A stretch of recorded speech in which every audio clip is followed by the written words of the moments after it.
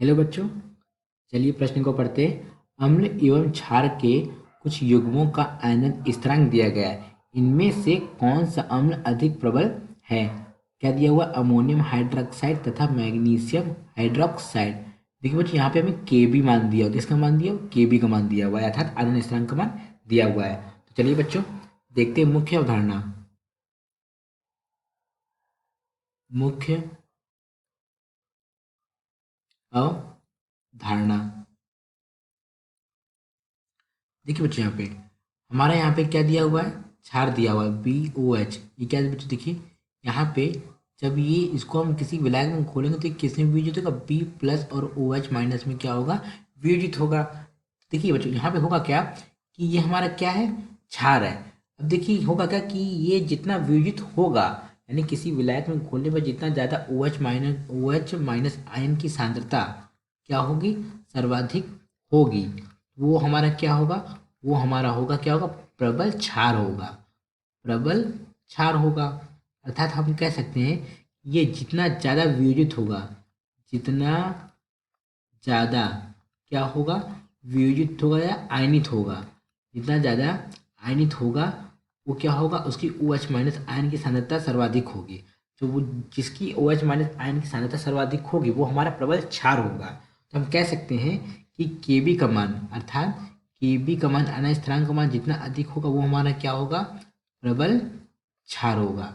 और यही हम भी कह सकते हैं, क्या कह सकते हैं? अर्थात Kb का मान जिसका कम होगा, कि Kb का मान जिसका कम होगा वो क्या होगा? हमारा प्रबल अम्ल होगा। प्रबल अम्ल होगा।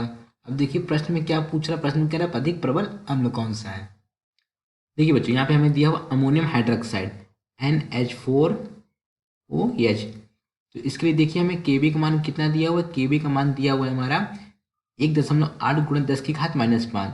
1.8 गुणे 10 की घात -5। और दूसरा कि हमें क्या दिया हुआ है? मैग्नीशियम हाइड्रोक्साइड, यानी कि MgOH का होल ट्वाइस। देखिए यहाँ पे ठीक है, इसके लिए हमें Kb का मान कितना दिया हुआ है?